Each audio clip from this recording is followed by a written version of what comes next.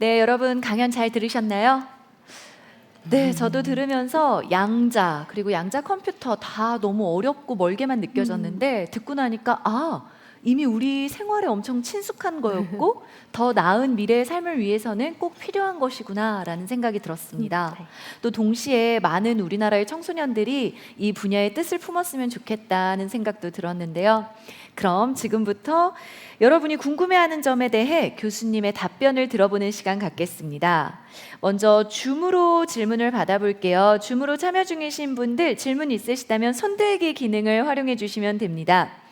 손들기 기능 눌러주신 분 중 저희가 선별해서 강연자께 질문을 전달하도록 할게요. 네, 지금 연결됐네요. 자기소개 하시고 직접 질문해 주시면 됩니다. 안녕하세요. 제가 작년부터 양자 컴퓨터에 대해서 궁금증이 생겨서 여러 책도 읽어보고 관심을 가지고 있는데 이후 양자 컴퓨터에 대해서 더 공부하고 연구해보고 싶다면 대학교에 진학할 때 어떠한 학과를 진학하면 도움이 될까요? 화학과를 진학하는 게 좋을까요? 물리학과를 진학하는 게 좋을까요? 꽤 구체적인 질문이에요. 뜻을 확실히 품고 있는 친구인데 답변 부탁드립니다. 네, 너무 반가운 질문인데요. 네, 양자 컴퓨터는 현재는 물리학과에서 가장 메인으로 진행을 하고 있습니다. 근데 양자 컴퓨터라고 사실 한 단어로 말해도 컴퓨터에는 또 여러 단계가 있잖아요. 만일 정말 하드웨어, 양자 컴퓨터 자체를 물리적으로 만들고 싶다라고 하면은 물리학과가 조금 더 적합하고, 근데 만일 좀 더 이론적으로 양자 컴퓨터가 있다는 가정 하에 양자 컴퓨터의 양자 알고리즘을 만들고 싶다. 그러면은 물리학과뿐만 아니라 전자과 혹은 정보 쪽에서도 요즘은 많이 연구가 진행이 되고 있습니다. 네, 미래를 결정하는데 정말 좋은 답변이 되었을 것 같습니다. 우리 학생 언젠가는 여기서 강연자로 만나기를 기대할게요. 네, 그럼 현장에 계신 분들께도 질문 받아보겠습니다. 질문 있으시다면 손 들어주시면 교수님께서 직접 고르셔야 하는데 질문들이 그래요? 많으세요. 네, 저기 정말 열심히 손을 들고 있는 맨 뒤 학생. 네, 마이크 전달해 주시고요. 안녕하세요. 저 세화고 2학년 유하원입니다. 저 아까 양자 얽힘을 끊어낼 때 그 노이즈가 끊어낸다고 하셨잖아요. 근데 이게 노이즈에는 열적 잡음, 전기적 잡음 그런 게 있는데, 그러니까 약간 열을 주거나 전기를 흘려주면 그러니까 양자 얽힘이 끊어진다는 말씀이실까요? 네, 맞습니다. 둘 다 중요한데요. 전기적 잡음도 치명적이고 열적 잡음도 치명적입니다. 그래서 전기적 잡음을 이제 막아주기 위해서 실험 장치에 쉴드를 한다거나 그런 노력도 많이 있고요. 또 열적 잡음도 좀 치명적이라서요. 대부분의 양자 컴퓨터가 극저온의 환경, 절대 용도에 가까운 환경에서 작동을 합니다. 초전도 큐비트 컴퓨터 같은 경우는 특히 이제 정말 절대 용도 근방에서만 작동을 해서요. 그래서 거대한 냉각기 안에 초전도 큐비트 자체는 칩이에요. 상당히 CPU는 칩이라서 요만한데 3, 4cm 정도 되는 칩인데 얘가 절대 영도까지 냉각이 돼야 돼서 거대한 1, 2m 정도 되는 냉각기에 이 칩을 탑재해서 작동을 시킵니다. 혹시 그러면 그 양자 얽힘을 끊어내는 게 장단점이 혹시 또 따로 있을까요? 단점은 확실하고요. 양자 네. 얽힘을 써먹을 때 양자 얽힘이 끊어지면 못 쓰니까 단점은 확실한 것 같고, 장점은 사실 없는 것 같습니다. 양자 얽힘을 저희가 인위적으로 제가 원할 때 저희가 제어를 해서 끊어줄 수도 있거든요. 근데 저희가 제어를 해서 끄는 게 아니라 그냥 노이즈에 의해서 저희가 모르는 상태에서 끊어지면 그건 단점으로밖에 작용을 하지 않습니다. 네, 심도 있는 질문 덕분에 강연의 질이 더 높아지고 있는 것 같습니다. 그럼 계속해서 유튜브로 들어온 질문 소개해 드릴게요. 아이디 한님이 보내주셨습니다. 양자 컴퓨터가 상용화되면 그에 맞춰 새로운 직업과 기술이 생길 것 같은데요. 어떤 종류의 새로운 직업이 생길지, 그리고 우리가 이것을 대비해 어떤 공부를 해야 할지 궁금합니다. 저도 궁금해지는데요. 네, 정말 어렵고 중요한 질문인데요. 아직 양자 컴퓨터가 기초 단계이기 때문에 제가 할 수 있는 상상에는 좀 한계가 있습니다. 그거를 감안하고 이제 제가 얘기를 해보자면, 예를 들어서 제가 양자 컴퓨터가 풀 수 있는 문제가 많다, 최적화 문제 예를 들었는데요. 최적화 문제가 뭐 양자 컴퓨터가 풀 수 있는데 양자 컴퓨터는 이렇게 딱 자기가 풀 수 있는 형태로 문제를 만들어줘야지 풀 수 있습니다. 네. 즉 현실에 있는 다양한 문제를 양자 컴퓨터가 볼 수 있는, 알아먹을 수 있는 문제로 변환해주는 작업이 꼭 필요한데요. 그런 작업이 이제 앞으로 많이 필요할 것 같습니다. 그리고 또 하나 이제 암호 분야에서 또 예를 찾아보자면 제가 양자 컴퓨터가 이제 개발이 제대로 되면 암호가 많이 붕괴가 된다고 했는데 그래서 물론 암호학과 교수님들도 가만히 계시진 않습니다. 그래서 양자 컴퓨터가 개발이 돼도 붕괴되지 않는 암호를 만드는 연구가 진행이 되고 있고요. 또 이번에는 그러면 암호 자체도 양자역학적으로 만들면 어떨까? 이런 식으로도 연구가 진행이 되고 있습니다.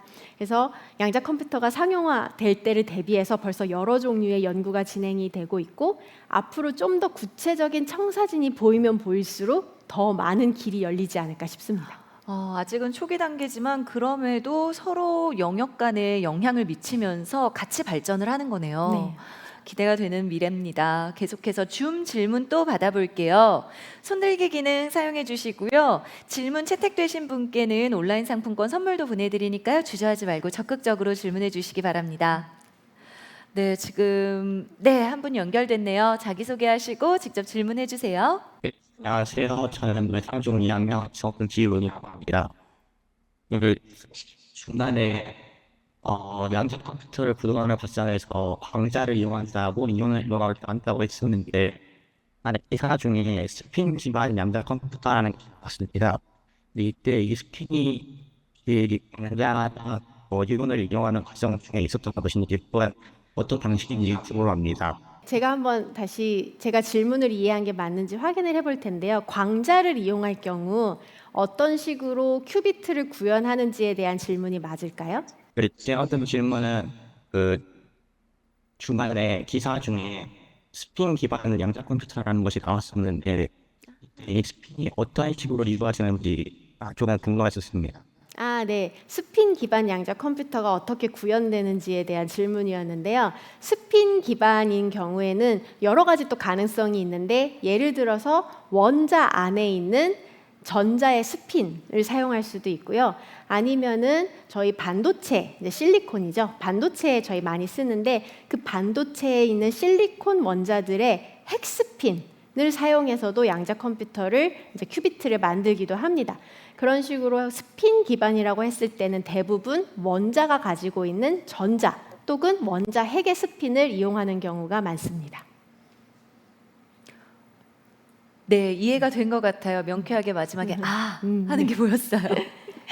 자, 그리고 현장 질문 또 받아볼게요. 아까 손든 친구들 굉장히 많았는데 교수님 한 분 또 골라주시겠어요? 자, 이번엔 이쪽에서 골라야 될 것 같아요. 뽑기가 쉽지 않죠. 네, 너무 많아서 가운데 있는 까마옷 입은 학생. 네, 앞머리 이렇게 일자로 자르고 있는 가운데 쪽으로 마이크 전달 부탁드립니다. 학생 살짝 일어나 주시면. 네, 협조 감사합니다. 한강중학교 1학년 이효진인데요. 양자 컴퓨터가 성능이 대단하다고 느꼈는데 그럼 양자 컴퓨터로 세계 7대 불가사의를 해결할 수 있나요? 와우, 네. 추상적이면서도 심오한 질문이에요. 네. 상당히 어려운 질문인데요. 일단 제가 세계 7대 불가사의를 잘 파악하고 있나부터 제가 점검하게 되는데요. 명제부터. 네. 양자 컴퓨터가 개발이 되면 현재 못 풀고 있는 많은 문제들을 풀 수 있게 되리라고는 기대를 하고 있습니다. 그런데 이제 그러기 위해서는 예를 들어 7대 불가사의라면 그 7대 불가사의를 일단 양자 컴퓨터가 풀 수 있는 문제로 변환을 시켜줘야겠죠. 그 변환만 성공적으로 이루어진다면 양자 컴퓨터로 풀 수 있을 것이라 생각됩니다. 네, 변환에 한번 도전해 보세요, 우리 학생. 자, 마지막 질문입니다. 유튜브 아이디 정수수님이 남겨주셨는데요. 한국의 양자 컴퓨터 개발 수준은 세계에서 어느 정도 위치인지 궁금하다고 하시네요. 네, 이것도 이제 중요하고 중요한 질문인데요. 예민할까요? 네, 좀 예민할 수도 있는. 네, 한국의 양자 컴퓨터 혹은 양자과학 기술 전반의 개발 수준은 저희가 한국은 조금 투자가 늦어졌었습니다.